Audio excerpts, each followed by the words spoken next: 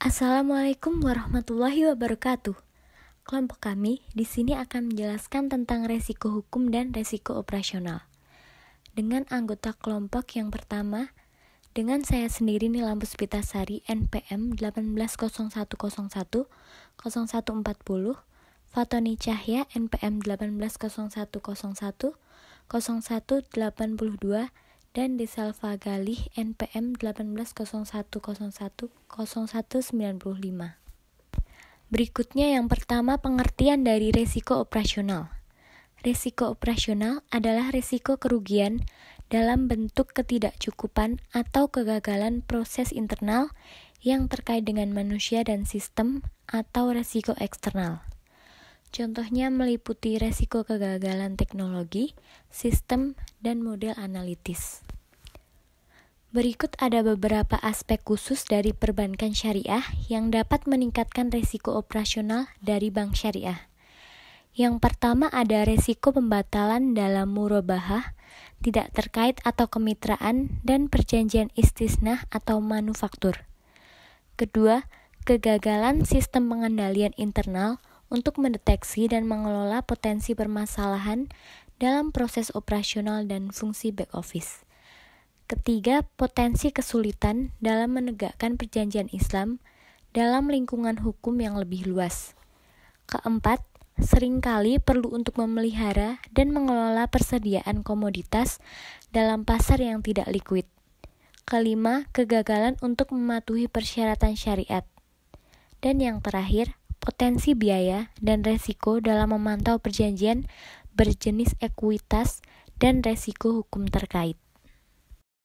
Yang selanjutnya ada 3 faktor yang menjadi penyebab timbulnya risiko operasional, yaitu antara lain 1. Infrastruktur seperti teknologi, kebijakan, lingkungan, pengamanan, perselisihan, dan sebagainya. Yang kedua ada proses, dan yang ketiga ada sumber daya. Yang selanjutnya ada jenis-jenis risiko operasional.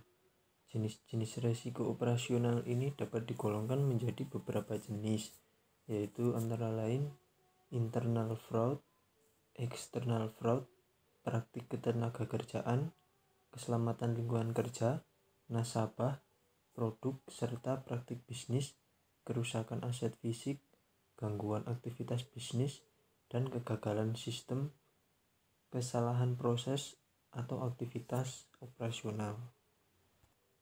Selanjutnya ada resiko operasional yang dapat menyebabkan kerugian bank berasal dari berbagai faktor yang secara garis besar dapat dikelompokkan menjadi 4 faktor, yaitu antara lain 1. Kegagalan proses internal. Bank menggunakan berbagai proses internal yang diperlukan untuk menjual produk dan jasa kepada nasabah. Dalam setiap langkah proses internal dapat terjadi potensi risiko operasional. Contohnya seperti salah kirim dokumen kepada nasabah yang tidak berhak, kesalahan proses pembekuan rekening dan transaksi nasabah, terlambat melakukan penyesuaian terhadap perubahan kebijakan, kenaikan volume transaksi yang tidak terduga mengakibatkan kesalahan dalam penanganan transaksi dan bisnis, produk yang beragam, atau aktivitas baru yang diluncurkan namun gagal, atau sebaliknya, permintaan nasabah yang luar biasa meningkat dan tidak bisa ditangani oleh sistem yang dimiliki bank. Yang kedua ada faktor manusia. Kontrol internal seringkali dijadikan kambing hitam atas kegagalan suatu proses operasional bank. Namun apabila ditelusuri, ternyata seringkali penyebab utama dari kerugian operasional bank adalah akibat kesalahan manusia. Contohnya seperti pelatihan karyawan yang kurang berkualitas dan tingginya turnover karyawan. Yang ketiga ada kegagalan sistem dan teknologi. Semakin meningkatnya ketergantungan bank terhadap teknologi informasi merupakan salah satu sumber utama risiko operasional. Kerusakan data bank, baik secara disengaja atau tidak disengaja, merupakan penyebab umum kesalahan operasional bank yang mengakibatkan kerugian yang harus ditanggung oleh bank tersebut. Yang keempat ada kejadian eksternal.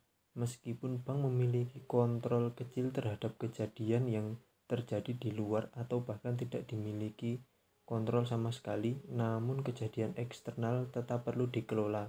Resiko eksternal yang sering menimbulkan resiko adalah perubahan undang-undang yang bersifat mendadak tanpa diduga-duga, seperti perubahan undang-undang hak konsumen atau contoh lain seperti ancaman fisik berupa perampokan, serangan teroris, dan bencana alam. Selanjutnya ada risiko hukum. Risiko hukum adalah risiko yang disebabkan oleh adanya kelemahan aspek yuridis, seperti adanya tuntutan hukum, ketiadaan peraturan perundang-undangan yang mendukung, atau kelemahan perjanjian seperti tidak terpenuhinya syarat keabsahan suatu kontrak atau pengikatan agunan yang tidak sempurna atau tidak memenuhi syarat. Dan selanjutnya ada tujuan utama. Tujuan utama dari manajemen risiko hukum adalah memastikan suatu proses manajemen risiko dapat meminimalkan kemungkinan dampak negatif dan kelemahan aspek yuridis, ketiadaan dan atau perubahan peraturan perundang-undangan. Dan yang terakhir ada hal-hal yang perlu diperhatikan dalam risiko hukum. Yang pertama ada A. Keharusan memiliki kebijakan dan prosedur secara tertulis. Ya, B. Melaksanakan prosedur analisis aspek hukum terhadap produk dan aktivitas baru. C. Keharusan menilai dampak perubahan ketentuan peraturan terhadap risiko hukum. D. Keharusan untuk menerapkan sanksi secara konsisten. Sekian presentasi dari kelompok kami. Terima kasih. Wassalamualaikum warahmatullahi wabarakatuh.